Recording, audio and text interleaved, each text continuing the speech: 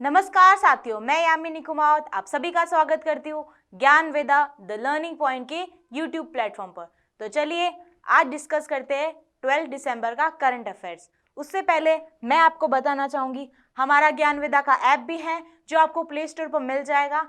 वहाँ जाकर आप हमारा फुल कोर्सेज भी ले सकते हैं, साथ ही साथ हैंड नोट्स और PDF भी आपको प्रोवाइड की जाएगी। तो चलिए आज के दिन की शुरुआत करते हैं मोटिवेशन कोट के साथ। Learning is never done without errors and defeat. बिना गलतियों के, बिना आप फेलियर्स के आप जो है कुछ भी लर्न नहीं कर सकते हैं। क्या नहीं कर सकते हैं? लर्न नहीं कर सकते। जो भी जीनियस पीपल भी होता है, जो जीनियस इंसान भी होता है, वो सबसे पहले अपनी गलतियों से ही सीखता है और गलतियों से ही वो क्या करता है, अपनी जो फील्ड के अंदर एक्सपीरियंसेस लेके आता है। जिस तरह से हम छोटे थे, जिस तरह से हम पेंसिल का यूज़ करते थे, उसके साथ हम इरेजर भी रखते थे ताकि जो गलती हो उससे क्या हम सीख सके। तो इसी के साथ हम बढ़ते हैं हमारे पहले आर्टिकल की तरफ।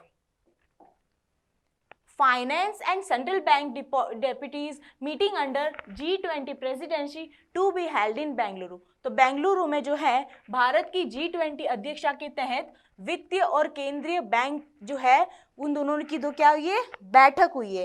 क्या हुई है? दोनों की बैठक हुई है। जो क्या फोकस करेगा, ये फोकस करेगा किस तरह से इकोनॉमी के अंदर जो इन्फ्लेशन जैसी चीज और हम कह सकते हैं जो काफ़ी सारी क्लाइमेट की जैसे चेंज आ रहा है, उस तरह से हम उसके लिए किस तरह से जो है फाइनेंस ले सके और फाइनेंस के द्वारा क्या कर सकते हैं, उस चीज़ को जो है कॉम्बैट कर सकते हैं। तो G20 की द्वारा बात करें तो मैंने जैसा अभी बताया किस तरह से इकोनॉमिक फाइनेंशियल इशूज़ को क्या कर सकते हैं, हम उसके अंदर फोकस कर सकते हैं। तो G20 की जो फाइनेंस और सेंट्रल बैंक जो है यहाँ पे क्या करे, कमेटी किसके बाद चेयर हुई है? तो ये अजय सेठ, secretary of department of economic affairs, and doctor Michael D पत्रा, डेप्यूटी गवर्नर ऑफ RBI के द्वारा ये क्या हुई है, ये बैठक चेयर्ड हुई है। Their counterparts from the G20 member country, और बहुत सारी कंट्रीज जो है यहाँ पे इंटरनेशनली ऑर्गेनाइज हुई है और पार्टिसिपेट हुई है। 2 डे की मीटिंग है, जो 2 दिन की मीटिंग हुई है, तो 2 दिन की मीटिंग हुई है, उसके अंदर जो है काफ़ी इंटरनेशनल कंपनीज, काफ़ी इंटरनेशनल कंट्रीज यहाँ पे शामिल हुई है ताकि हम क्या कर सकते, जो नेक्स्ट G20 प्रेसिडेंसी हम ले रहे हैं, इंडिया के द्वारा जो ली जा रही है, उसके अंदर जो हम क्या कर सकते, पूरे साल में हम कैसे फाइनेंस को किस फील्ड में हमें ज़्यादा देना है, किस फील्ड में कैसे देना है, उसकी बात करते हैं। अगर हम बात करते हैं किसकी, अगर हम जब बात करते हैं इंडिया, तो इंडिया जो है एक तरह से ऐसा कहा जा रहा है ये किसका चैंपियनशिप बन रहा है, तो ये जो है चैंपियनशिप बनेगा ग्लोबल साउथ के लिए। जो ग्लोबल साउथ के अंदर जो कंट्रीज जो financially they are not at a good, तो वहाँ पे इंडिया क्या करेगी, उन एरिया को ज़्यादा फोकस करेगी।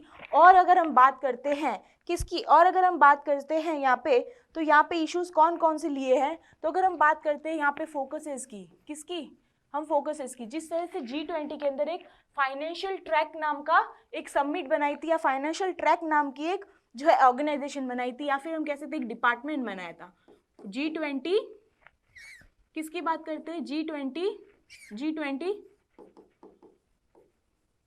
फाइनेंस ट्रैक की बात करते हैं। इसके अंदर हमें बताया है कि किस तरह से हमें इकोनॉमी को किस तरह से हमें ग्रोथ करना है, और हम बात करते हैं किस तरह से हम सस्टेनेबली जो है रिसोर्सेज को यूज़ करना है, और अगर हम बात करते हैं किस तरह से हेल्थ के अंदर हमें जो क्या करना है, फाइनेंस को किस तरह से डिस्ट्रीब्यूट करना है, या फिर कह सकते हैं किस तरह से इंफ्रास्ट्रक्चर डेवलपमेंट के अंदर हमें इसकी बात करने की कही है। और साथ ही साथ मैं बताऊं तो इसके अंदर जो है, इसके अंदर एक सेमिनार भी रखा गया है फॉर द ग्रीन फाइनेंस के लिए। इसके अंदर एक सेमिनार भी रखा गया था, जिसके अंदर जो है सेंट्रल बैंक है वो किस तरह से ग्रीन फाइनेंस के अंदर रोल निभाएगी। तो यहाँ पे बताया, सेमिनार का नाम था रोल ऑफ सेंट्रल बैंक का किस तरह से ग्रीन फाइनेंसिंग के अंदर रोल होगा, किसके अंदर, ग्रीन फाइनेंस के अंदर रोल होगा। जैसे कि किस तरह से हम कितनी रिन्यूएबल एनर्जी को यूज करेंगे for combat the climate change को करने के लिए। और अगर हम बात करते हैं यहाँ पे काफ़ी सारी जो है, यहाँ पे काफ़ी सारी मल्टीलेटरल बैंक्स को किस तरह से यहाँ पे एड्रेस किया जाएगा फॉर दिस जो हम G20 की प्रेसिडेंसी ले रहे हैं, तो उसके अंदर किस तरह से मल्टीनेशनल जो डेवलपमेंट बैंक है वो यहाँ पे एड्रेस की जाएगी, और उनको भी जो है इसके लिए हम क्या करेंगे, उनको भी बताएंगे कि किस तरह से जो है नेक्स्ट ईयर के लिए हमें क्या करना चाहिए, कि फाइनेंस को किस तरह से बनाना चाहिए, किस तरह से उसको उसकी मीटिंग की तो उसको किस तरह से करना चाहिए। तो चलिए आगे बढ़ते हैं नेक्स्ट आर्टिकल के ऊपर। India is largest connected nation with more than 800 million broadband user. तो भारत जो है 800 मिलियन से अधिक जो है उपयोगकर्ता ब्रॉडबैंड के अंदर सबसे बड़ा कह सकते हैं हम जुड़ा हुआ देश बन गया, जिसमें ब्रॉडबैंड के द्वारा किस तरह से हमारे जो है कंट्री के अंदर यूजर्स को जोड़ा है। तो बात करते हैं यहाँ पे the state of electronics and information technology, किसकी, state for electronic information technology and skill development entrepreneurship Rajeev Chandrasekhar has said that India जो है लार्जेस्ट कनेक्टेड नेशन बन गया है in the world today with more than 800 million broadband हमने connection कर दिया है। और इसमें बताया तो 5G और the largest broadband connectivity network जो है ये भारत नेट के द्वारा बनी जाएगी, जिसमें 1.2 billion peoples were user constituting the single largest presence of global internet. तो यहाँ पे बोला गया है, क्या बोला गया यहाँ पे, तो यहाँ पे बोला गया है कि 5G और भारतीय नेट के सबसे बड़ी ग्रामीण ब्रॉडबैंड कनेक्टिविटी परियोजना में 1.2 बिलियन भारतीय उपभोक्ताओं को वैश्विक इंटरनेट की सबसे बड़ी उपस्थिति का गठन करेगी। तो यहाँ पे किसकी बात की है, ब्रॉडबैंड कनेक्टिविटी, किसकी, ब्रॉडबैंड कनेक्टिविटी। तो यहाँ पे जो है ये बहुत ज़्यादा ट्रिमेंडस अमाउंट में, बहुत अधिक मात्रा में क्या करेगा इंडिया जो है अपना ऑफर करेगा, किसको ऑफर करेगा, ग्लोबल साउथ को जो है अपनी एप्लीकेशंस, अपने जो है सॉफ्टवेयर्स जो है यहाँ पे किसको करेंगे, तो यहाँ पे ग्लोबल साउथ को काफ़ी सारा ऑफर करेगा एप्लीकेशन के अंदर। किस तरह से उनका डाइवर्स रिच जो है, क्या है डाइवर्स रिच, उनका जो इंटरनेट एक्सेसिबिलिटी वो किस तरह से ग्लोबल साउथ के अंदर क्या करेगी, यहाँ पे इम्प्रूव करने की बात करेगी। तो ग्लोबल साउथ के अंदर किस तरह से हमें इम्प्रूव करना है, किसको, किस तरह से इम्प्रूव करना है, किसको, इंटरनेट की सेवाओं को किस तरह से इम्प्रूव करना है, किस तरह से इंटरनेट सेवाओं को यहाँ पे ग्लोबल साउथ के अंदर इम्प्रूव करना है by giving them rich amount of applications. और अगर यहाँ पे बात करते हैं और किस तरह से डिजिटाइजेशन उनको बनाना है, डिजिटाइजेशन और इंटरनेटाइजेशन को किस तरह से उनको इकोनॉमी बनाना है, तो किस तरह से डिजिटाइजेशन इंटरनेटाइजेशन इकोनॉमी उनको बनाना है, जिसके अंदर इंडिया जो है क्या करेगी, ये हेल्प करेगी इनको। और अगर जैसे हम बात करते हैं, जिस तरह से हम इंटरनेट की बात करते हैं, तो इंटरनेट जिस तरह से ग्रो हो रहा है, जिस तरह से इंटरनेट ग्रो हो रहा है उसके साथ इनोवेशन भी ग्रो हो रहा है। क्या हो रहा है, जिस तरह से हम बात करते हैं इंटरनेट जो है वो क्या हो रहा है, ग्रो हो रहा है। इंटरनेट अगर ग्रो हो रहा है साथ में क्या हो रहा है, इनोवेशंस काफ़ी फील्ड के अंदर भी क्या हो रहा है, इट इज़ ऑल्सो ग्रोइंग। तो हमें क्या करना है, फॉर द प्राइवेसी, ताकि हम इसके डाटा को किस तरह से, हमारे डाटा को किस तरह से हम इसको प्राइवेट कर सके, तो उसके लिए भी यहाँ पे क्या बात की है, यहाँ पे इंडिया के द्वारा ये बात की गई है कि जिस तरह से बढ़ रहा है तो उस तरह से हमें क्या करना है, हमें सेफ और ट्रस्टेड एप्लीकेशंस यहाँ पे बनानी है। क्या, सेफ और ट्रस्टेड एप्लीकेशन बनानी है, क्या, सेफ और ट्रस्टेड एप्लीकेशन यहाँ पे बनानी है।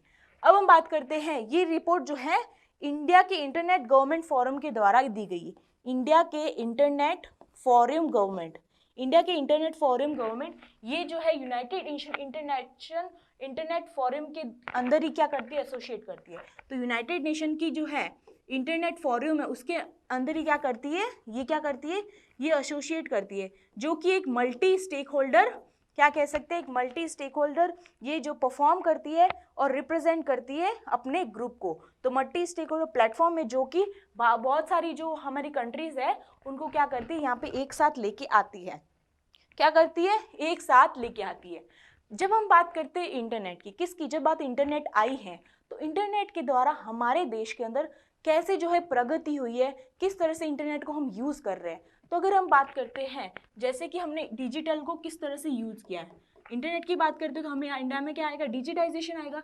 तो डिजिटल के अंदर हमने कैसे कैसे इनिशिएटिव्स लिए हैं जिसके द्वारा हम क्या कर सकते हैं, जो पीपल है इंडिया के उनको हेल्प कर सकते हैं अलग अलग फील्ड के अंदर। तो मैं बात करती हूँ यहाँ पे सबसे पहले ई नाम, ई नाम एक पोर्टल है जिसके अंदर क्या होता है, यहाँ पे जो है अगर हम बात करते हैं किसकी, ई नाम की, तो यहाँ पे इंडिया का सबसे जो है इलेक्ट्रॉनिक ट्रेड पोर्टफोलियो है। क्या है, ट्रेड पोर्टफोलियो, जिसके अंदर सारी जो एग्रीकल्चर की जो मंडीज, एग्रीकल्चर प्रोड्यूसिंग मार्केट है, वो सारा यहाँ मिलके आता है और यहाँ पे क्या करता है, दे नो देयर प्राइस, कैसी प्राइस है और किस तरह से ये ट्रेड कर सकते हैं दूसरे लोगों के साथ भी, दूसरों कंपनीज के साथ भी, दूसरे स्टेट के साथ भी। तो ये इनको एक प्लेटफॉर्म मिलता है। और अगर हम बात करते हैं, एक दीक्षा पोर्टल भी बना हुआ है। कौन सा, एक बना हुआ है दीक्षा पोर्टल, जो क्या करता है, जो डिजिटली, ये क्या करता है, डिजिटली इंफॉर्मेशन देता है, नॉलेज देता है, किसको, ये इंफॉर्मेशन नॉलेज देता है और शेयर करता है टू अमंग द टीचर्स। किस तरह टीचर्स को जो है ये जो है डिजिटली के द्वारा उनको नॉलेज दी जाए, ट्रेनिंग दी जाए। तो यहाँ पे जो है हम बात करते हैं एजुकेशन की, यहाँ पे हम बात कर सकते हैं। और हम यहाँ पे किसकी बात करते हैं, और अगर मैं पोर्टल्स की बात बताऊँ तो एक ई संजीवनी पोर्टल है। कौन सा, ई संजीवनी पोर्टल, जो क्या करता है, टेलीमेडिसिन को या फिर कह सकते हैं मेडिसिन को किस तरह से प्रोवाइड करता है। ठीक है, तो यहाँ पे हम बात करते हैं, तो ये मेडिकल फील्ड के अंदर हम इसकी बात करते हैं कि डिजिटली हमने किस तरह से इंडिया के अंदर इनिशिएटिव्स बनाए हैं। और अगर जैसे आपको पता ही होगा, जिस तरह से कोविड-19 आया था, तो उसके अंदर हमारा एक आरोग्य सेतु नाम का भी, आप सबने उसको डाउनलोड भी किया होगा, इंस्टॉल भी किया होगा। तो आरोग्य सेतु नाम का भी हमने डिजिटली उसको ऐसा प्लान बनाया था जिसके द्वारा एक पर्सन की हेल्थ के बारे में हम उसको ट्रेस कर सकते हैं। क्या कर सकते हैं, ट्रेस कर सकते हैं। और अगर बात करते हैं वुमेन्स की, किस तरह से वुमेन को किस तरह से हमने डिजिटली एम्पावर किया है, या फिर वुमेन के अंदर किस तरह से डिजिटली हमने उसको क्या किया, अवेयर किया है। तो उसके लिए हमने हाल ही में जो है डीजी शक्ति 4.0 इसका वर्जन बनाया था, लॉन्च किया था। तो उसके अंदर क्या होता है, वुमेन्स के एम्पावरमेंट की या फिर वुमेन्स की अवेयरनेस की बात करता है, वुमेन्स को किस तरह से जो है डिजिटली अवेयर कर सकते हैं। अगर हम देखते रूरल एरिया के अंदर, तो वुमेन्स जो है काफ़ी अवेयर नहीं है रिगार्डिंग टू द फोन्स कह सकते हैं, या फिर regarding to internet, regarding to digitally. तो उनको अवेयर करने के लिए हमने ये डीजी शक्ति 4.0 बनाया था। तो ये हमारी इंटरनेट की बात थी। और अगर हम बात करते हैं, तो जम्मू कश्मीर में सबसे ज़्यादा जो है इंटरनेट कट ऑफ होता है, तो उससे ज़्यादा लोगों को जो है वो क्या होता है, they have to face more. और अगर हम बात करते हैं इंटरनेट, तो ये हमारा आर्टिकल 21 के अंदर भी ये हमारा राइट टू लाइफ है, राइट टू लाइफ के अंदर भी इंटरनेट आता है। आजकल देखे जाए तो हम सांस के बिना जी सकते, बट इंटरनेट के बिना नहीं जी सकते। तो ये था कि इंडिया की लार्जेस्ट कनेक्टेड हो गया 800 मिलियन ब्रॉडबैंड यूजर्स। ओके, तो चलिए नेक्स्ट आर्टिकल बढ़ते हम। PM inaugurates greenfield international airport इन मोपा गोवा। तो प्रधानमंत्री ने गोवा की मोपा के अंदर जो है ग्रीनफील्ड इंटरनेशनल जो है ग्रीनफील्ड हवाई अड्डा बनाने की यहाँ पे उद्घाटन किया है। तो यहाँ पे बात करते हैं, इंडिया जो है वर्ल्ड के अंदर थर्ड लार्जेस्ट एविएशन मार्केट के अंदर है। क्या है, थर्ड लार्जेस्ट एविएशन मार्केट के अंदर है, जिसका फाउंडेशन अभी हम बात करते हैं। अगर एयरपोर्ट की बात करते हैं, तो प्राइम मिनिस्टर ने हाल ही में 2016 के अंदर फाउंडेशन किया था कि किस तरह से एयरपोर्ट को हम बढ़ाएंगे, किस तरह से एयरपोर्ट की जो नंबर ऑफ एयरपोर्ट्स उनको हम किस तरह से जो है उनका जो नंबर है, किस तरह से हम न्यू एयरपोर्ट्स बनाएंगे, और किस तरह से हम जो है पिछले टाइम की वजह से किस तरह से आगे जो है बढ़ाएंगे। तो अगर हम बात करते हैं यहाँ पे, तो हम यहाँ पे अगर बात करते हैं, तो जो है 72, इफ आई टेल यू 2022 तक जो है 72 न्यू एयरपोर्ट्स बन गए हैं। 72 न्यू एयरपोर्ट्स जो है हम बन गए। और अगर हम उसके बाद के साल की बात करें, 2014 के बाद में बात करते हैं, तो इतने बन गए। और अगर हम बात करते हैं 70 ईयर्स के अंदर सिर्फ 70 न्यू एयरपोर्ट्स ही बने, 70 एयरपोर्ट्स ही टोटल है। कितने, 70 एयरपोर्ट्स की ही हम कह सकते हैं उद्घाटन हुई, या फिर इतने ही एयरपोर्ट बने। तो कितने जो है न्यू एयरपोर्ट, 72 न्यू एयरपोर्ट जो है 2022 के तक देखें तो इतने जो है बढ़ गए हैं।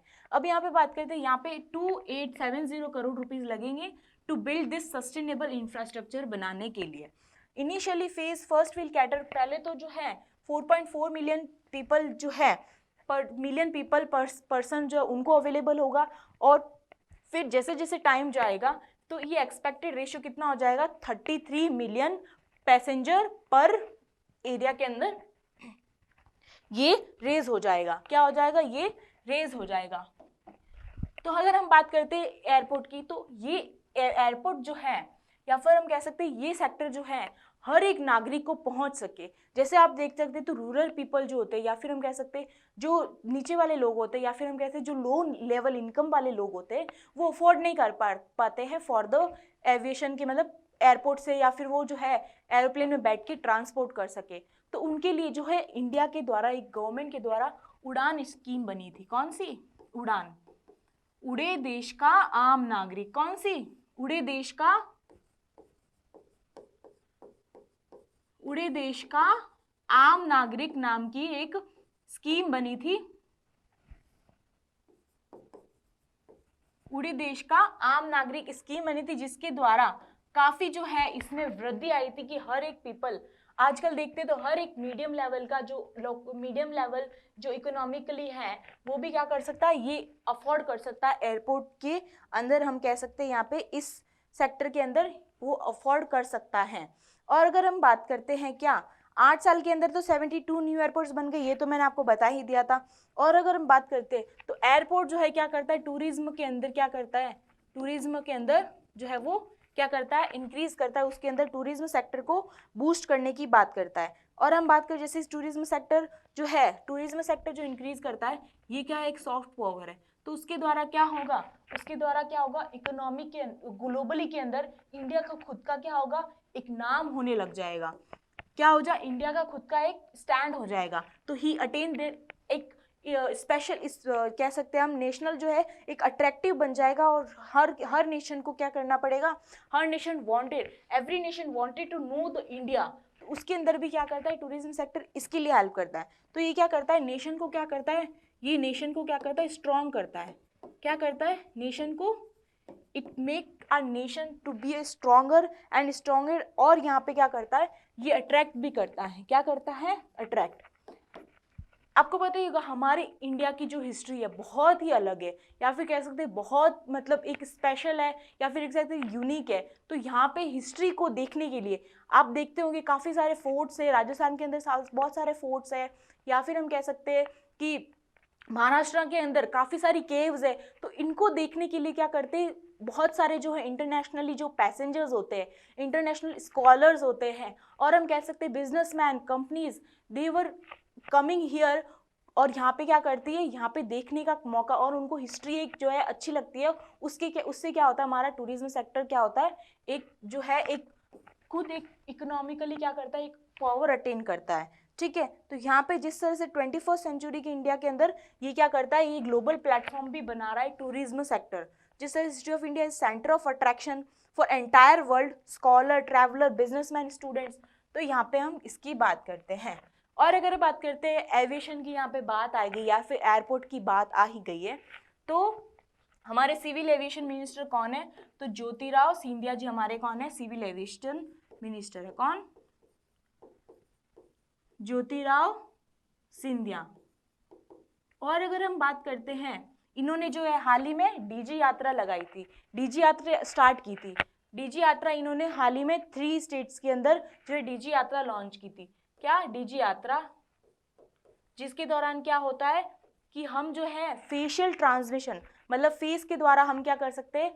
हम जो है फेशियल ट्रांसमिशन से एयरपोर्ट के अंदर एंट्री मिल सकती है, और उसके द्वारा ही क्या होता है? हमारा जो है सारी चीज़ें वहीं से रिकॉग्निशन होती है फॉर द फेशियल एक्सप्रेशन से, मतलब फेशियली हमारे सामने कैमरा रखा होगा, उसके द्वारा क्या होगा? हमारी जो सारी इन्फॉर्मेशन है वो उसके अंदर आ जाएगी। तो ये जो है डीजी यात्रा हाल ही में ज्योतिराव सिंधिया हमारे सिविल एविएशन मिनिस्टर है, उन्होंने जो है 3 स्टेट्स में लगाई है, और बोला है कि हम इसको फर्दरली इंक्रीज भी करेंगे। तो चलिए इससे आगे बढ़ते हम नेक्स्ट आर्टिकल पर। पीएम इनॉग्रेट्स द महाराष्ट्र समृद्धि महामार्ग। महाराष्ट्र समृद्धि महामार्ग जो है महाराष्ट्र के अंदर किसने इनॉग्रेट किया है? तो ये हमारे पीएम के द्वारा इनॉग्रेशन किया है। तो यहाँ पे बोला गया है जो फर्स्ट फेज के अंदर, इन द फर्स्ट फेज के अंदर जो है हिंदू हृदय सम्राट बालसभा Thackeray Maharashtra Samruddhi Marg in Nagpur today which convert distance of जो कि क्या कवर करेगा, कितना 520 किलोमीटर जो है डिस्टेंस कवर करने की बात करता है, connected to the Nagpur to Shirdi. Shirdi and Nagpur को क्या करता है, it will connected by 520 kilometre distance. Okay, now totally बात करते हैं तो 701 kilometre expressways which will cost at ₹55,000 crore and is one of the India का सबसे लॉन्गेस्ट एक्सप्रेसवे बनेगा and passing through which is passing through Maharashtra के 10 डिस्ट्रिक्ट से पास होगा। कितने, महाराष्ट्र से 10 डिस्ट्रिक्ट। तो you have to be learn कि महाराष्ट्र से कितने डिस्ट्रिक्ट, तो 10 डिस्ट्रिक्ट से ये पास होगा। और बात करते हैं काफ़ी सारे जो पॉइंट्स है, जो रिलीजन्स, प्रोमिनेंट अर्बन रीजन्स की बात करते हैं, तो महाराष्ट्र के अंदर अमरावती, औरंगाबाद एंड नासिक, तो ये 3 ऐसे जो है पॉइंट्स, उसके अंदर क्या हो रहा है, प्रोमिनेंट रीजन है जहां से ये जो है एक्सप्रेसवे पास होगा। And the expressway will also help in improve the connecting adjoining the 14 other district को भी क्या करेगा, ये हेल्प करेगा कि ये कनेक्ट हो सके। ठीक है, विदर्भा, मराठवाड़ा एंड नॉर्थ महाराष्ट्र, तो इंक्लूडिंग द रीजन यहाँ पे लिखा हुआ है Vidarbha, Marathwada and north Maharashtra. Okay, north Maharashtra. और अगर हम बात करते हैं हाल ही में महाराष्ट्र, और हम बात करते हैं महाराष्ट्र के अंदर नागपुर के अंदर जो है एक्सप्रेसवे, कम्युनिकेशन एक्सप्रेसवे बढ़ाने के लिए हाल ही में जो है इंडिया और कहते हैं इंडिया और नॉर्थ कोरिया के बीच में भी एक समझौता हुआ, जिसमें उन्होंने जो है हमें जो है फंड भी प्रोवाइड किया था। और अगर हम बात करते हैं ये समृद्धि महा, ये इंप्रूव करता है कनेक्टिविटी और क्या करता है, इंफ्रास्ट्रक्चर के अंदर इंक्रीज करेगा। तो ये कनेक्टिविटी करता है, कनेक्टिविटी बढ़ाएगा प्लस इंफ्रास्ट्रक्चर भी बूस्ट होगा। इंफ्रास्ट्रक्चर भी क्या होगा, it will boost the connectivity infrastructure. And अंदर अगर हम बात करते हैं यहाँ पे इसके साथ में इसके साथ में हम बात करते हैं तो हाल ही में जो है, हाल ही में हमारे पीएम ने जो है नागपुर के अंदर नागपुर मेट्रो रेल का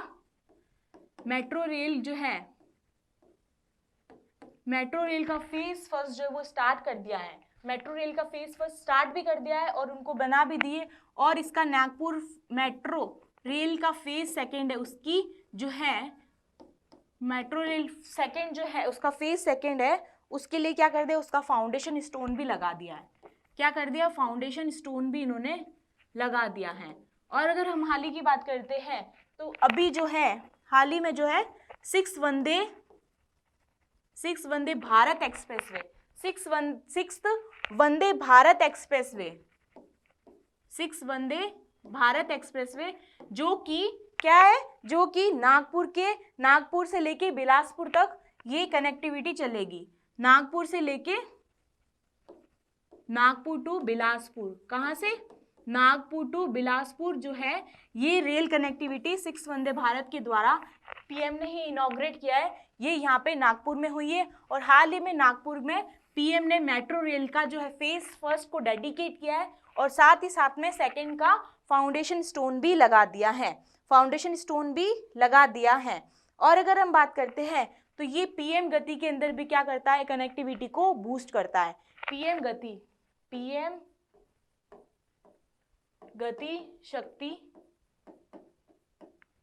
गति शक्ति के दौरान क्या करता है, ये बूस्ट भी करता है। तो जितनी अच्छी रोड्स होगी, जितना अच्छा रेलवे होगा, उतना ही क्या होगा, इंफ्रास्ट्रक्चर हमारे अंदर जो है फास्ट होगा और हम कह सकते हैं गुड्स और सर्विसेज काफ़ी जल्दी से ट्रांसपोर्ट होने की होगी और उससे हमारा इकोनॉमिक ग्रोथ भी अच्छा होगा। ओके, तो ये थी हमारी महाराष्ट्र की बात। और अगर हम बात करते हैं महाराष्ट्र की, तो हाल ही में महाराष्ट्र के नासिक के अंदर पहली फर्स्ट प्राइवेट मंडी स्टार्ट हुई है। तो शायदरी एफसीपी फूड कॉर्पोरेशन ये है, तो इसके द्वारा क्या है, ये फर्स्ट प्राइवेट मंडी जो है स्टार्ट हुई है, जो कि कितने एरिया के अंदर है, तो ये 400 एकर्स के अंदर जमीन के अंदर फैली हुई है। 400 बीघा जमीन के अंदर ये क्या है, फैली हुई है। तो ये हमारी महाराष्ट्र की इंफॉर्मेशन थी। तो चलिए बढ़ते हैं नेक्स्ट क्वेश्चन पे हम। PM addresses the valedictory function of 9th world Ayurvedic Congress. तो पीएम के द्वारा इस समापन समारोह को संबोधित किया गया था। कौन सा, तो world Ayurvedic congress. AYUSH ministry के द्वारा which has been about 20,000 crore rupees 8 years ago has reach 1.5। जो आयुष मिनिस्ट्री के द्वारा पहले 8 साल पहले इसके पास सिर्फ 8,000 सिर्फ ओनली 20,000 रुपीज थे, सॉरी 20,000 रुपीज थे 8 साल पहले, और अब इसके पास कितने हो गए, it reach about 1 lakh crore rupee today. और इसका जो है इस वर्ल्ड आयुर्वेदिक कांग्रेस का जो है नाइन्थवा जो है संरक्षण हुआ या फिर 9th सेशन इसका हेल्ड हुआ है, 9th सेक्शन हेल्ड हुआ है। एंड आरोग्य expo is witnessing the active participation.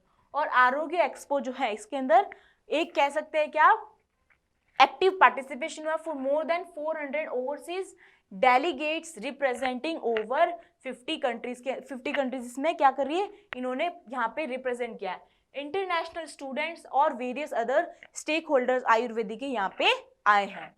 और अगर बात करते हैं इसकी थीम क्या रखी गई है, तो इसकी थीम रखी है Ayurveda for one health, Ayurveda for one health. जब हम बात करते हैं आयुष मिनिस्ट्री की, तो आयुष मिनिस्ट्री जो है क्या करती है, ये आयुष है तो आयुर्वेदिक, ठीक है, यहाँ पे आने के बाद I will just tell you cut that, ठीक है। तो हम बात करते हैं ये आयुष मिनिस्ट्री जो है हमारे इंडिया के अंदर हेल्ड होती है, जो इसको करती है आयुर्वेदा को क्या करती है, इंक्रीज करती है।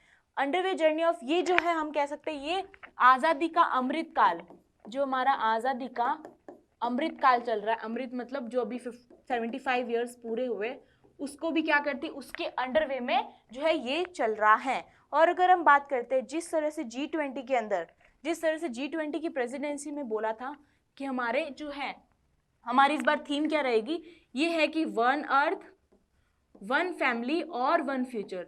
तो यहाँ पे क्या कर रहा है, यहाँ पे हमारा इंडिया जो है वननेस को प्रमोट कर रहा है, किसको, वननेस को प्रमोट कर रहा है, किसको, वननेस को प्रमोट कर रहा है इन द हेल्थ सेक्टर, किसके अंदर, हेल्थ सेक्टर के अंदर जो है यहाँ पे वननेस को प्रमोट करने की यहाँ पे किसने बात की है, इंडिया ने, जो पीएम हमारे उन्होंने यहाँ पे बात कही है कि हमें जो है वननेस लगाना है। और first and only global centre tradition medicine in Jamnagar. और अगर हम बात करते हैं WHO के द्वारा, WHO ही फर्स्ट है ऐसा जिसने हमारे जो है एक global centre for tradition medicine जो है एक ऑर्गेनाइजेशन या फिर कह सकते हैं उसका जो है हम कहते हैं इसकी क्या बनाई है, उसकी एक संस्था बनाई है। तो क्या बात करते हैं, जामनगर में क्या किए, जामनगर में इन्होंने जो है ट्रेडिशनल मेडिसिन को जो है यहाँ पे इंक्रीज करने के लिए, ट्रेडिशनल मेडिसिन को इंक्रीज करने के लिए उसका क्या किया है, यहाँ पे एक सेंटर बनाया है। क्या बनाया है, यहाँ पे सेंटर बनाया। और WHO ने ही फर्स्ट क्या किया था, इसको जो है यहाँ पे मान्यता दी थी, या फिर यहाँ पे आयुर्वेदा को बोला था कि it has to be go beyond, मतलब इसको जो है सिर्फ इंडिया के अंदर नहीं, बाकी सारे स्फीयर्स, बाकी सारे सेक्टर्स के अंदर भी इसको जो है फैलाना हमें बहुत ज़रूरी है। तो यहाँ पे जो है ये यूनिवर्सल हेल्थ की बात कही है, क्या बात की इन्होंने, यूनिवर्सल हेल्थ। यहाँ पे मैंने आपको बोला था ये प्रमोट करेगा वननेस को, मतलब एक ही चीज़ है, तो यहाँ पे क्या करेगा, वननेस को प्रमोट करेगा इन द हेल्थ, और काफ़ी सेक्टर की बात कही है। तो यहाँ पे अगर बात करते हैं ये क्या बात करता है, universal, it is talking about the universal health in the field of not in the case of the women's, नहीं sorry, not in the case of human beings। यहाँ पे बोलता है कि वननेस होनी चाहिए मरीन जो एनिमल्स है उनके केस के अंदर। और अगर हम बात करते हैं जो वाइल्ड एनिमल्स है उनके केस में भी वननेस होनी चाहिए, ह्यूमन बींग तो है ही है, एंड प्लांट्स के अंदर भी हमें क्या करना है, आयुर्वेदा से क्या करना है, उनको जो है प्रोवाइड कराना है सिक्योरिटी, सेफ, और हम कर सकते हैं इनके कह सकते हैं उनको रेजिस्टेंस करने के लिए, कोई भी बीमारी के लिए रेजिस्टेंस करने के लिए हमें क्या करना है, हेल्थ को क्या करना है, एक यूनिवर्सल मुद्दा बनाना, या फिर यूनिवर्सल जो है एक प्रमोट करने की यहाँ पे बात की गई है। क्या बात की गई है, यहाँ पे ये बात की गई है। और अगर हम बात करते हैं तो इंडिया के अंदर 40,000 MSMEs जो है, कितनी, 40,000 MSMEs है जो क्या करती है, इस आयुर्वेदा के सेंटर या फिर आयुर्वेदा के काम के अंदर देवर इंक्लूडिंग। और हम बात करते हैं तो आयुर्वेदा के साथ में हमारे इंडिया के द्वारा जो है या फिर इंटरनेशनली योगा डे भी मनाया जाता है on 21 June, to promote the one health वाला जो मैंने आपको बताया कि प्रमोट करने का ये इन्होंने बताया है, ठीक है। यहाँ पे 40,000 MSMEs क्या है, देवर पार्टिसिपेटिंग इन दिस आयुर्वेदा के अंदर। और हमारे जो है इंडिया के द्वारा, और हम इंडिया के द्वारा पहले योगा डे मनाया जाता, उसको फिर इंटरनेशनली भी हमने क्या कर दिया है, उसको एक इंटरनेशनल योगा डे की मान्यता दी गई, जिसको 21 जून को हम क्या करते हैं, 21 जून को हम क्या करते हैं, इसको सेलिब्रेट करते हैं। किसको सेलिब्रेट करते हैं, इसको हम क्या करते हैं, सेलिब्रेट करते हैं। ओके, तो ये आयुर्वेदा को प्रमोट करता है, किस तरह से हम जो है हमारी नेचर के साथ में, नेचर से मिलके हम कैसी मेडिसिन बनाते, नेचर से हम कैसे क्योर हो सकते रेदर देन कि किसी मेडिसिन से, किसी ड्रग से हम क्या करें, उससे क्योर हो, ठीक है। तो ये हमारे पीएम ने जो है क्या किया था, वर्ल्ड आयुर्वेदा कांग्रेस को जो है संबोधित किया है। अगर यहाँ बात करें, आयुर्वेदा एक ऐसा विज्ञान है, आयुर्वेदा एक ऐसा विज्ञान है जिसका दर्शन, जिसका मोटो है सर्व भवन्तु सुखिन, सर्व भवन्तु सुखिन, सर्व संतु निरामया, सर्व संतु निरामया, यानी सबका सुख सबका स्वास्थ्य, सबका सुख सबका स्वास्थ्य। ये देखो वननेस वाली जो मैंने आपको बात की थी, this is only talking about this, सबका सुख सबका स्वास्थ्य। तो चलिए आगे बढ़ते हैं हम नेक्स्ट आर्टिकल के ऊपर। India to add 145 gigawatt of renewable energy capacity by 2027। तो यहाँ पे बोला गया इंडिया जो है 145 गीगावाट की एनर्जी को इंक्रीज कर दिया है 2027 तक बात करी है कि इतने बढ़ा दिया है। Renewable energy will comprise 90% of the global. तो ग्लोबली इलेक्ट्रिसिटी के अंदर 90% किसके द्वारा होती है, तो ये होती है हमारी रिन्यूएबल एनर्जी के द्वारा। तो यहाँ पे नेक्स्ट 5 इयर्स तक बोला गया है कि किस तरह से कैपेसिटी बढ़ानी है, तो 145 गीगावाट की कैपेसिटी बढ़ाने की बात की है। And much of it will be in India according to new study by the autonomous intergovernmental organisation international energy agency के द्वारा ये बोला गया है। Renewable energy install power capacity addition to grow to 2,400 gigawatt between 2022 and 2027 according the study के द्वारा। And this forecast said that the 85% faster than the previous year। और ये बोला है कि 85% फास्टर होगी इस साल के अंदर and will equal to entire install power capacity of China. China की आज जो कैपेसिटी है उतनी क्या हो जाएगी, इक्वल हो जाएगी। ये यहाँ पे हमारे इंटरनेशनल एनर्जी एजेंसी के द्वारा जो है यहाँ पे बात की गई है। तो सोलर एनर्जी के द्वारा 2027 तक यहाँ पे बात की है। इसमें हम बात करते हैं तो जिस तरह से हमारा 500 गीगावाट का जो हमारा एम्बिशन था 2030 तक, जो 500 गीगावाट का एम्बिशन था through the non fossil fuel के द्वारा, नॉन फॉसिल फ्यूल के द्वारा जिस तरह था, उसमें क्या करता है, ये क्या करेगा, सपोर्ट करेगा। ये जो हमारा 145 गीगावाट हमने लिया है वो क्या करेगा, it will support in the 500 gigawatt 2030 का जो हमने एम्बिशियस रखा है। और अगर हम बात करते हैं यहाँ पे किसकी, अब जब सोलर एनर्जी इंक्रीज हो रही है तो क्या होगा, फुल सोलर एनर्जी के लिए ये क्या होती है, these are the photovoltaic cells. इन सेल्स के द्वारा जो सनरेज आती है वो यहाँ से कनेक्ट करती है। सनरेज जब यहाँ पे टकराती है, जब रेज यहाँ पे स्ट्राइक होती है, तब यहाँ से एनर्जी जनरेट करता है। क्या करता है, जनरेट, एनर्जी जनरेट। ये क्या होती है, ग्रिड के फॉर्म में होती है और ये एनर्जी जनरेट करता है। ये फोटोवोल्टिक सेल्स जो है हम जो है पहले चाइना से काफ़ी इंपोर्ट किया करते थे। लगभग हम कह सकते हैं 40% हम जो क्या करते हैं चाइना से, we are importing this photovoltaic cells. Now हम क्या हो गए, इंडिजिनियसली हम क्या करने लग गए, इसको बनाने लग गए। तो उसके कारण जो है अब हम सिर्फ क्या करते, we are only importing 15 to 25%। तो यहाँ पे हम बात करते हैं, यहाँ पे हम क्या हो रहे हैं, आत्मनिर्भर बन रहे हैं। क्या बन रहे हैं, आत्मनिर्भर की और हम जो है चल रहे हैं। और अगर हम यहाँ पे बात करूँ, ये तो फर्स्ट पॉइंट हो गया। और अगर हम बात करते हैं, ये तो फर्स्ट पॉइंट हो गया कि हम क्या कर रहे हैं, इंडिजिनियसली कर रहे हैं। और बात करूँ तो जो है 9 गीगावाट के लिए, 9 गीगावाट जिससे 145 गीगावाट है, 9 गीगावाट के लिए प्रोडक्शन जो पीएलआई के द्वारा, जो गवर्नमेंट का एक पीएलआई सेक्टर है, पीएलआई कह सकते हैं कि इंसेंटिव है या फिर एक फंड बनाया गया है, जिसके द्वारा क्या करेगा, गवर्नमेंट क्या करेगा, इतनी जो है एनर्जी यहाँ से पीएलआई के फंड के द्वारा 9 गीगावाट प्रोड्यूस करेगा। कितना, 9 गीगावाट किसके द्वारा प्रोड्यूस किया जाएगा, ये किया जाएगा पीएलआई के द्वारा। किसके द्वारा, पीएलआई के द्वारा। अगर हम सौर ऊर्जा की बात करते हैं, किसकी, सोलर एनर्जी की बात करते हैं, तो सोलर एनर्जी सबसे ज़्यादा प्रोड्यूस करने वाला स्टेट कौन सा है? सोलर एनर्जी सबसे ज़्यादा जो है प्रोड्यूस करने वाला स्टेट कौन सा है? तो वो है राजस्थान। कौन है? राजस्थान जो है वो सोलर स्टेट को करने वाला है। और अगर हम बात करते हैं international energy agency, international energy agency, इसके द्वारा जो है वर्ल्ड आउटलुक भी निकाला जाता है, वर्ल्ड इकोनॉमिक आउटलुक भी इसके द्वारा निकाला जाता है। ये वर्ल्ड इंटरनेशनल एनर्जी एजेंसी है, ये क्या करती है? वर्ल्ड इकोनॉमिक आउटलुक का भी क्या करती है? इंडेक्स निकालती है। क्या करती है? इंडेक्स को निकालती है। चलिए आगे बढ़ते हैं नेक्स्ट आर्टिकल के ऊपर। Report signal increase resistance to antibiotic in bacterial infection in humans and need for better data. WHO के द्वारा ये बोला गया है। क्या बोला गया है? WHO के द्वारा ये बोला गया है कि एंटीबायोटिक, ये जो बैक्टीरिया, क्या कह सकते हैं हम, मनुष्य के बैक्टीरिया के संक्रमण में एंटीबायोटिक दवाओं के प्रति बढ़ रहा है और बेहतर डेटा आवश्यक। एंटीबायोटिक रेजिस्टेंसी क्या होता है? एंटी माइक्रोबल रेजिस्टेंसी क्या होता है? जब हम बात करते हैं यहाँ पे, एक second, now firstly we will take this, a new World Health Organization report reveals high level of resistance.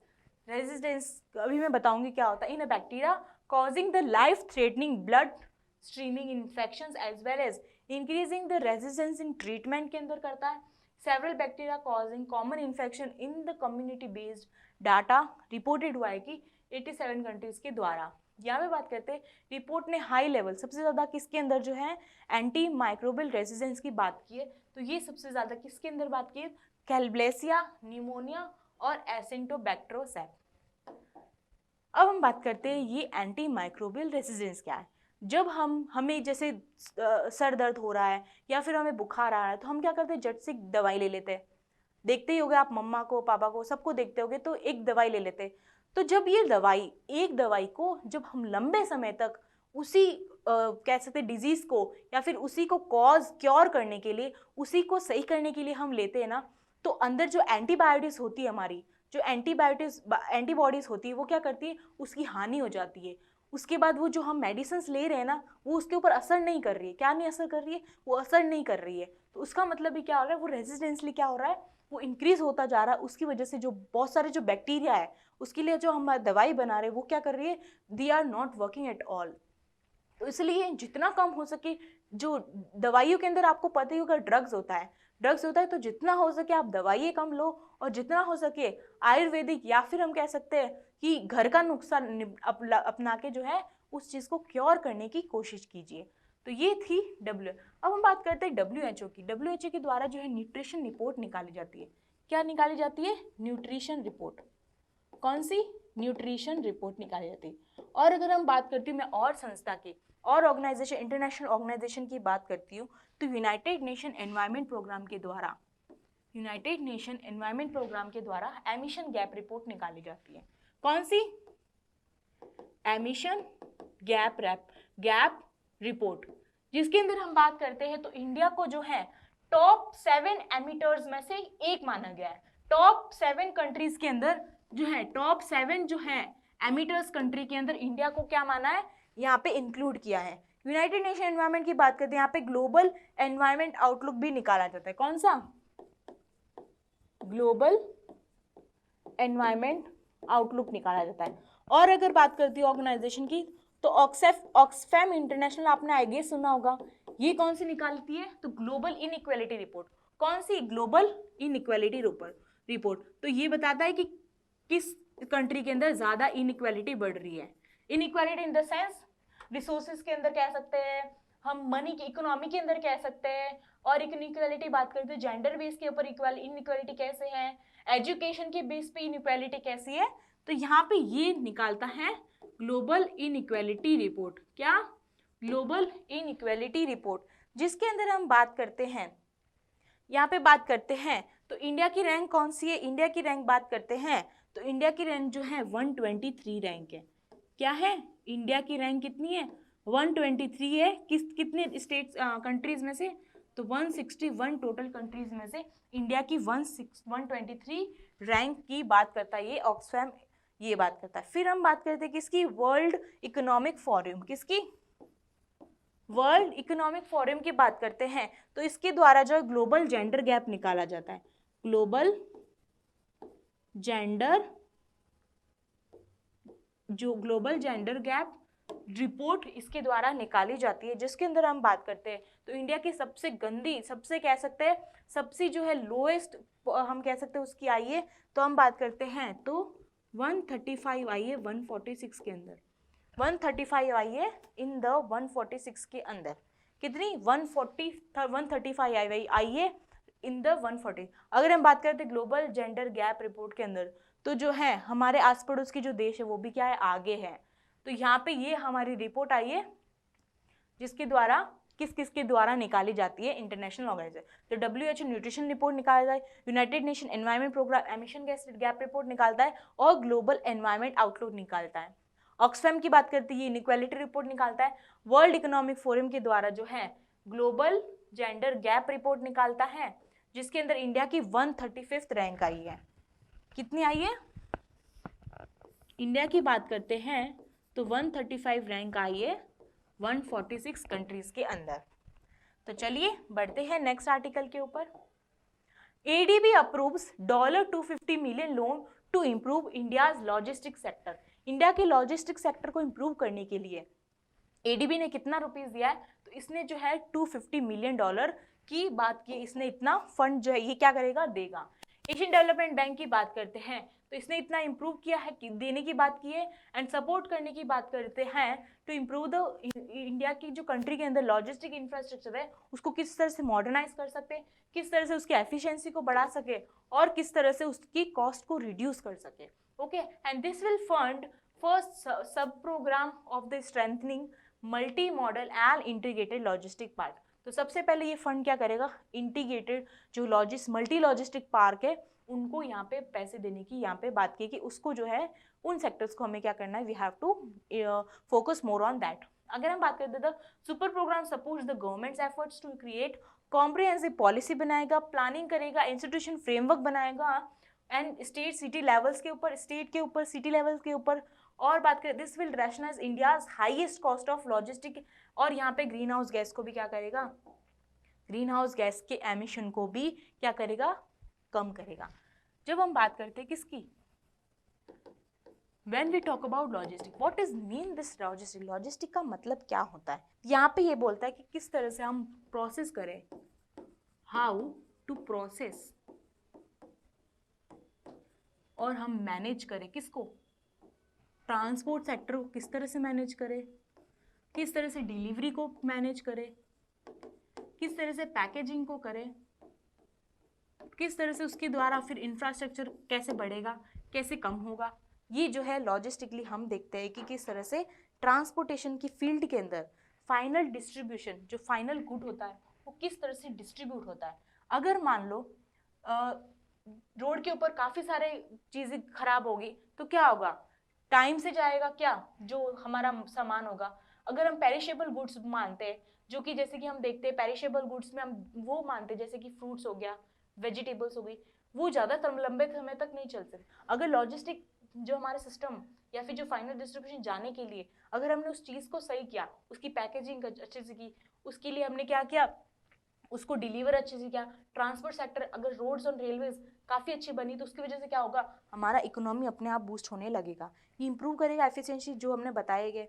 ठीक है, और अगर हम बात करते हैं यहाँ पे स्माइल, यहाँ पे हम बात करते हैं किसकी, इसको हम क्या बोलते हैं, strengthening multi model integrated logistic park को हम क्या बोलते हैं, स्माइल प्रोजेक्ट। आपने सुना ही होगा व्हाट इज द स्माइल, तो यही एक स्माइल प्रोजेक्ट है जिसके द्वारा यहाँ पे लॉजिस्टिक सेक्टर के अंदर बात कही गई है। ये स्ट्रेंथन करता है, जैसे मैंने आपको बताया किस तरह से वेयर हाउसेज बनने चाहिए, मॉडर्न वेयर हाउसेज बनने चाहिए। यहाँ पे मैं लिख दूँ तो मॉडर्न वेयर हाउसेज की, मॉडर्न के अंदर किस तरह warehouses, cold warehouses की बनाने चाहिए। और हम बात करते हैं यहाँ पे प्राइवेट सेक्टर को भी काफ़ी क्या करेगा, it will boost the private investment को भी यहाँ पे बूस्ट करेगा। ठीक है, यहाँ पे जो है ministry of commerce and industry क्या कर रही है, यहाँ पे ministry of commerce and industry यहाँ पे इसको सपोर्ट कर रही है। क्या सपोर्ट कर रही है, ministry of commerce and industry यहाँ पे क्या कर रही है, it is supporting this logistic park को सपोर्ट कर रही है। एडीबी की बात करते हैं, किसकी, एडीबी की, तो ये कहाँ है, तो ये आपके मनीला के अंदर है। कहाँ है मनीला, फिलीपींस के अंदर। 1966 के अंदर बना था। कब बना था, 1966 के अंदर। और मातासुगी आसोकामा, मातासुगु जो है, मातासुगु अस्करम जो है यहाँ के क्या है, डायरेक्टर या फिर सीईओ कह सकते हैं, जो कि यहाँ पे क्या है, ये डायरेक्टर या फिर कह सकते हैं सीईओ है। अगर एडीबी की बात करते हैं, हाल ही में इसने चेन्नई इंटरनेशनल एयरपोर्ट के लिए, चेन्नई को भी क्या किया था इसने, मेट्रो रेल के लिए इसने $780 मिलियन रुपीस दिए थे। ठीक है। और अगर बात करते इसने जो है हाल ही में 92.7 समथिंग बिलियन डॉलर रुपीस जो है हिमाचल प्रदेश को दिए थे। इन द किसके अंदर, किस सेक्टर के अंदर दिए थे, तो इसमें जो है हिमाचल प्रदेश को दिया था किस तरह से वाटर को इम्प्रूव करें। ठीक है, वाटर और हम कह सकते हैं सैनिटेशन को, ड्रिंकिंग वाटर और सैनिटेशन को किस तरह से हम इम्प्रूव कर सकते हैं, यहाँ पे इसने जो है एडीबी के द्वारा हमें यहाँ पे फंड मिला हुआ है। ठीक है, एडीबी एशियन डेवलपमेंट बैंक है। ठीक है, इंडिया क्या है, इसका फाउंडिंग मेंबर भी है। ठीक है, तो चलिए बढ़ते हैं आगे। यहाँ पे मैंने लॉजिस्टिक पार्क की बात कर ली है। India moves up to 5th place in the list of world's valuable funds, जो है ह्यूरॉन। हम बात करते हैं किसकी, 2022 के अंदर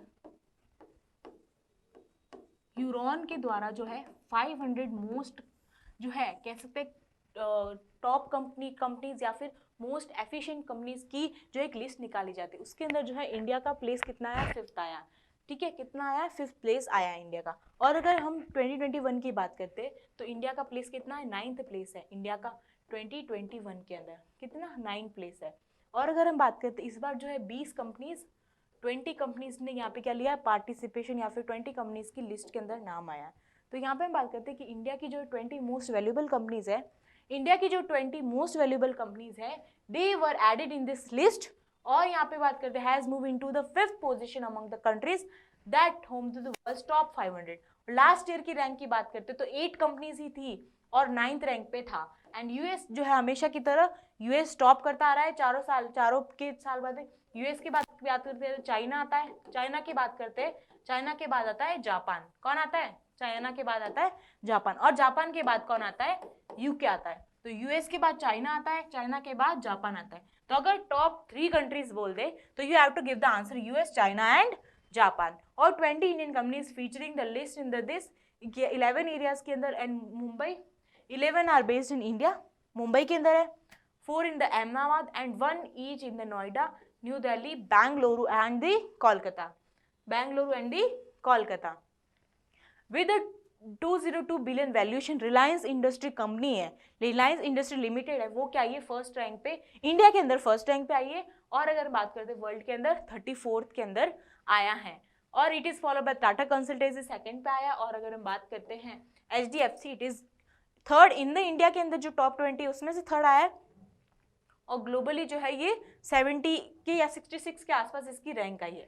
the list has also the entry of 4 companies, Adani transmission, Adani green energy, Adani enterprises, Adani total gas, led by the billionaire Gautam Adani with the total valuation $173 billion.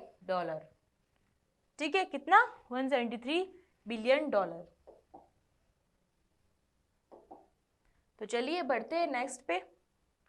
Meghalaya receive award for best practices in the tuberculosis. Meghalaya को तेपदी में सर्वोत्तम प्रथाओं के लिए पुरस्कार मिला है। तो मेघालय जो है, मेघालय एडमिनिस्ट्रेशन ने लॉन्च किया था जन आंदोलन फॉर द टीबी मुक्त के लिए, टीबी मुक्त अभियान के लिए जो है मेघालय ने सबसे अच्छा उसके लिए काम किया है, तो उसको जो है अवार्ड मिला है, ऑनर्ड किया गया है फ्राइडे को। और using the best practice in combat the illness that affecting the, जो कि 2.6 मिलियन पीपल्स को हर साल जो अफेक्ट करता है ट्यूबरकुलोसिस के द्वारा, तो वहां पे the representative of the health department receive the award for best practices in advocacy, communication, social mobilisation in tuberculosis, ताकि उसको किस तरह से कंट्रोल कर सकते हैं। तो एडवोकेसी कम्युनिकेशन के द्वारा किस तरह से सोशल अवेयर करके किस तरह से हम उसको अवेयर कर सकते हैं। तो यहाँ पे जो वर्कशॉप हुई थी दिल्ली के अंदर, जहाँ पे एलिमिनेट इन्फेक्शन टीबी मुक्त को करने के लिए यहाँ पे बात की गई थी। किसको? टीबी मुक्त करने के लिए यहाँ पे बात की गई है। जब हम बात करते हैं किसकी? मेघालय, तो मेघालय की बात करते हैं। ठीक, अब हम बात करते हैं किसकी? मेघालय की। किसकी? मेघालय। मेघालय की बात करते हैं तो ये हमारे बांग्लादेश से जुड़ा हुआ है। अगर हम कहते हैं तो नॉर्थ सेवन सिस्टर, जो नॉर्थ ईस्टर्न स्टेट्स की सेवन सिस्टर है उसके अंदर आता है। किसके अंदर? नॉर्थ ईस्टर्न की सेवन सिस्टर्स के अंदर एक आता है। जब हम बात करते हैं, ये हमारा भारत है, आई गेस मैं नक्शा सही बना रही हूँ, हाँ ओके। सो यहाँ पे हमारा क्या है? ये हमारा मेघालय है। ठीक है, यहाँ पे तीन जो है क्या रहती है? There are the 3 hills. कौन सी 3 hills? Garo hills, Garo hills, Garo, Khasi, Jaintia hills. ये हिल्स भी और यहाँ पे ट्राइब्स भी यही है, गारो, खासी, जैंतिया हिल्स। ये तीनों जो है वो 3 हिल्स कहाँ है? मेघालय के अंदर है। ठीक है, और अगर हम मेघालय की बात करते हैं, यहाँ के नेशनल पार्क की बात करते हैं, तो आपको ट्रिक में बताती हूँ कि बल्लू की नोकझोंक मेघालय में। किसकी नोकझोंक? बल्लू की नोकझोंक मेघालय में। तो बल्लू से क्या आ जाएगा? बल फक्रम। क्या आ जाएगा? बल फक्रम। बल्लू की नोकझोंक, नोक से क्या आ जाए? नोकरेक। क्या आ जाएगा? Nokrek national park. क्या आ जाएगा? Nokrek national park. तो ये क्या है? बल्लू की चौक, नोकझोंक मेघालय के अंदर। तो ये हमारा मेघालय की मैंने यहाँ पे आपको बताई। जब हम टीबी की बात करते हैं तो हम जो है 24 मार्च को टीबी दिवस मनाते हैं। कौन सा? टीबी दिवस 24 मार्च को हम मनाते हैं। 24 मार्च को वर्ल्ड टीबी डे मनाया जाता है।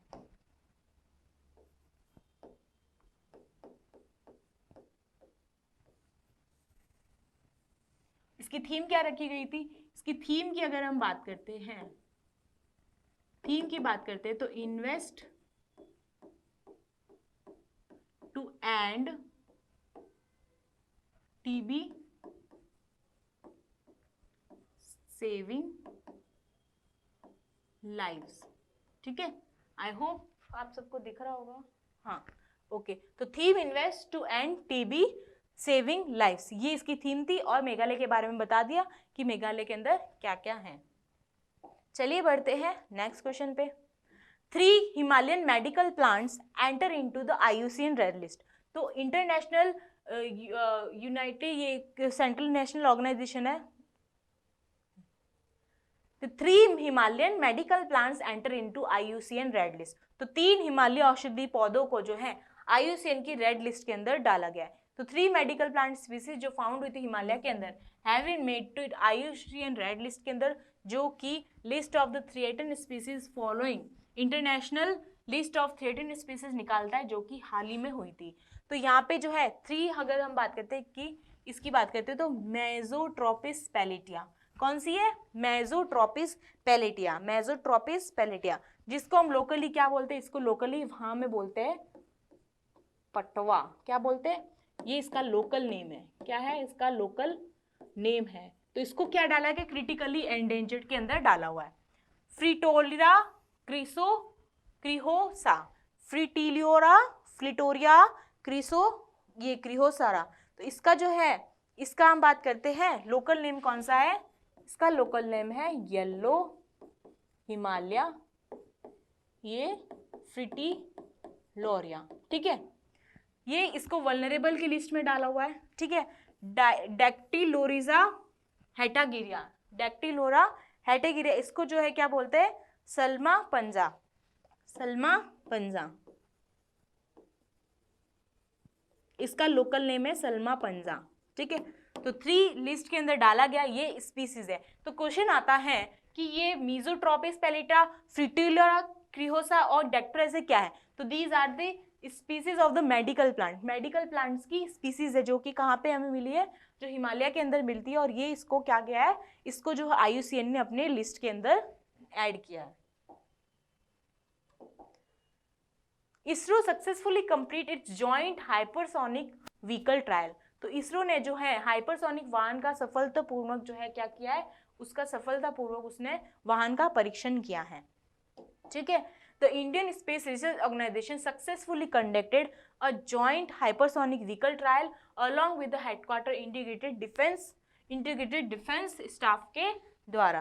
क्या बात करता है यहाँ पे, हाइपरसोनिक जो है ये व्हीकल एक मिसाइल भी हो सकती है। क्या ये क्या हो सकती है, ये क्या हो सकती है, एक मिसाइल भी हो सकती है, ये एक स्पेस क्राफ्ट भी हो सकता है। ये क्या हो सकता है, हाइपरसोनिक व्हीकल का मतलब ये एक स्पेस क्राफ्ट भी हो सकता है, ये एक मिसाइल भी हो सकती है और एक एयरप्लेन भी हो सकती है, जो कि 5 टाइम्स फास्टर दौड़ता है। 5 टाइम्स जो है क्या होता है, ये 5 टाइम्स फास्टर दौड़ता है। स्पीड अगर देखते हैं तो स्पीड के अंदर 5 टाइम्स जो वो ज्यादा जो है वो तेजी से जो ये भागता है, तेजी से ये क्या करता है, भागता है। तो ये हाइपरसोनिक मिसाइल के जो है ट्रायल किसके द्वारा किया गया है, तो सफलतापूर्वक इसरो के द्वारा किया गया। इसरो की बात करते हैं तो इसका हेडक्वार्टर बात करते हैं, तो हेडक्वार्टर कहाँ है, इसका हेडक्वार्टर है बेंगलुरु कर्नाटका। कहाँ है,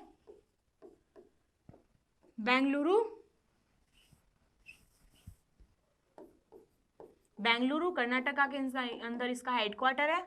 और हम बात करते हैं किसकी, यहाँ पे इनके डायरेक्टर कौन है, तो एस सोमनाथन है। कौन है, एस सोमनाथन है। ठीक है, एस सोमनाथन है। अगर हम बात करते हैं कर्नाटका की, जब कर्नाटका की बात आई तो हम यहाँ पे नेशनल पार्क याद करते हैं। ठीक है, कर्नाटका की नेशनल पार्क को याद करने की मैं आपको ट्रिक बताती हूँ। अंश की बंदी कुंदन का बैनर लिए नगर में घूमी। ठीक है, तो क्या आ जाएगा, अंश की बंदी कुंदन का बैनर लिए नगर में घूमी, नगर में घूमी। ठीक है, तो अंश से क्या आएगा, अंशी नेशनल पार्क। अंश की बंदी Bandipur national park, Bandipur national park. Kudremukh national park, क्या आएगा, कुंदन से कुदेरमुख, क्या आएगा, कुदेरमुख। अंश की बंदी अंशी national park, Bandipur national park, कुंदन का कुदेरमुख नेशनल पार्क, बैनर से बैनरघट, क्या आएगा, बैनरघट नेशनल पार्क। नगर से आएगा नगर में घूमी, तो यहाँ पे नगर होल, क्या आएगा, नगर होल नेशनल पार्क। कौन सा आएगा, नगर होल नेशनल पार्क। तो ये मैंने कर्नाटका के नेशनल पार्क आपको याद करा दिए। अंश की बंदी कुंदन का बैनर लिए नगर में घूमी। तो मेरे साथ साथ आप रिपीट कीजिए, अंश की बंदी कुंदन का बैनर लिए नगर में घूमी। Anshi national park, Bandipur national park, कुंदन का Kudremukh national park, Bannerghatta national park और नगर होल नेशनल पार्क। ठीक है, अब हम बढ़ते हैं एमसीक्यूज की तरफ। Which Bangladesh film has won Prasad the award in the 16th film Bazaar at IIF in Goa? तो इंटरनेशनल अभी इंडस्ट्रियल इंटरनेशनल फेयर हुआ था, तो यहाँ पे भी कट करा। Which Bangladesh film has won Prasad the award in the 16th film Bazaar at IIF in Goa? तो ये जो है अगंतुक के द्वारा यहाँ पे इनको मिला था। Which organization has changed the name of monkeypox to mpox? तो mpox की बात करते हैं तो ये किया था WHO के द्वारा। क्या किया था, WHO के द्वारा। Which country is hosting the Asia Pacific Broadcasting Union General Assembly for 2022? तो ये हमारे इंडिया के द्वारा होस्ट किया जा रहा है। Gas lighting became the word of which year? तो किस साल का गैस लाइटिंग वर्ड बन गया है, तो ये 2022 का वर्ड बन गया है। और अगर यहाँ पे 2021 की बात करते, किसकी, 2021 की बात करते, तो ये बना है वैक्स। वैक्स जो है लास्ट ईयर जो है वैक्स जो है वर्ड ऑफ द ईयर बना था। Who became the national ambassador of Nikshay Mitra and the TB free India campaign? तो कौन जो है नेशनल एम्बेसडर बना है निक्षय मित्रा और टीबी फ्री कैंपेन के लिए? तो ये दीपा मलिक को बनाया गया है, दीपा मलिक जी को बनाया गया था। Which city became the first city in South Asia to top the CDP climate action list के अंदर? तो किस कंट्री सिटी का नाम आया है? तो ये आया मुंबई सिटी का नाम आया Asia to top CDP's action. Which company's emergency first nasal कोविड-19 वैक्सीन वॉज अप्रूव? तो किस कंपनी की इमरजेंसी फर्स्ट नेजल कोविड-19 वैक्सीन मंजूरी दी गई थी? तो ये दी गई थी भारत बायोटेक के द्वारा। किसके द्वारा? भारत बायोटेक के द्वारा। Which state become the first state in the country to get 5G services in all district? सारे डिस्ट्रिक्ट के अंदर जो है 5G सर्विस पहुंचाने वाला कौन सा जो है फर्स्ट स्टेट बन गया है? तो ये बना है गुजरात। गुजरात के अंदर बना है। 5G की बात करते हैं, ये अक्टूबर के अंदर जो है यहाँ पे अक्टूबर के अंदर इंडिया के अंदर स्टार्ट होने की बात करते, यहाँ से लगाने की बात की गई थी। 5G स्टेशन हम लगाएंगे। 5G क्या है? तो ये 5th जनरेशन का है internet. Who has appointed as the chairman of 9th Commission for Backward? तो 9th Commission for Backward के लिए किसको अपॉइंट किया गया एज अ चेयरमैन? तो हंसराज गंगाराम अहिर। हंसराज गंगाराम अहिर को क्या गया है? Appoint as a national commission for backward. National commission for backward. अगर हम बात करते हैं national commission for schedule caste, तो इनका जो है इंडिया के कॉन्स्टिट्यूशन के अंदर आर्टिकल 330 के तहत इनकी जो है यहाँ पे अपॉइंटमेंट आता है। इनका क्या आता है? इनका इंस्टीट्यूशन आता है। National commission for schedule tribes की बात करते हैं तो इनका आर्टिकल आता है 338, ये आता है। ठीक है, फिर हम बात करते हैं national commission for backward classes, तो ये आता है आर्टिकल 338 सेकेंड। ठीक है, इनके जो चेयरमैन है वो किसके द्वारा अपॉइंट किया जाता है? ये जो किया जाता है प्रेसिडेंट के द्वारा इनके अपॉइंटमेंट्स किए जाता है on the recommendation of PM। और हम बात करते हैं लोकसभा का जो opposition party of the Lok Sabha, और हम बात करते हैं स्टेट का जो CM होता है उनके द्वारा ये किया जाता है। Which state chief minister inaugurate Ganga जल आपूर्ति योजना? किस स्टेट के चीफ मिनिस्टर इनॉग्रेट किया है गंगा जल आपूर्ति योजना? तो ये बिहार के स्टेट के द्वारा किया गया है। किसके द्वारा? बिहार स्टेट के द्वारा किया गया है। Emirates officially signed unilateral code share partnership with which airline company? तो किस एयरलाइन कंपनी के द्वारा जो है एक तरफा कोड शेयर साझेदारी पर हस्ताक्षर किए? तो ये किए गए गल्फ एयर के साथ में। किसके द्वारा? गल्फ एयर के साथ में। And who is the present secretary of the India? तो प्रेजेंट सेक्रेटरी ऑफ इंडिया कौन है? तो ये हमारे हैं विनय मोहन क्वात्रा जी। कौन है? VN मोहन क्वात्रा जी। और हम बात करते हैं ये पहले जो है, इनसे पहले जो है हर्षवर्धन श्रृंगला जी थे। कौन थे? हर्षवर्धन श्रृंगला जी। इनको जो है हाल ही में G20 के गुडविल एम्बेसडर बनाए। क्या? गुडविल एम्बेसडर के लिए G20 के लिए इनको हर्षवर्धन श्रृंगला जी को बनाया है। Which country will launch tilting trains by 2026? तो किस कंट्री ने टिटलिंग ट्रेन 2026 तक यहाँ पे लॉन्च करेगी? तो यहाँ पे करेगी इंडिया। कौन करेगी? इंडिया यहाँ पे लॉन्च करेगी। Which state is get India first Buddhist university? तो भारत का जो पहला बौद्ध विश्वविद्यालय किस राज्य को जो है ये प्राप्त होगा? तो ये होगा त्रिपुरा जी। त्रिपुरा को जो है यहाँ पे प्राप्त होगा। तो चलिए आज का सेशन यहीं तक। आई होप आप सभी को ये सेशन अच्छा लगा होगा और समझ आया होगा। तो लाइक और शेयर जरूर कीजिए और अपने फ्रेंड्स और फैमिली के साथ इसको जरूर शेयर कीजिए। हमारे चैनल को सब्सक्राइब कीजिए और बेल आइकन पर क्लिक कीजिए ताकि आपको नए नोटिफिकेशंस और नए वीडियोस आपको मिलते रहे। तो चलिए आज का दिन यहीं तक। सब अपना ख्याल रखिए। जय हिंद, जय भारत।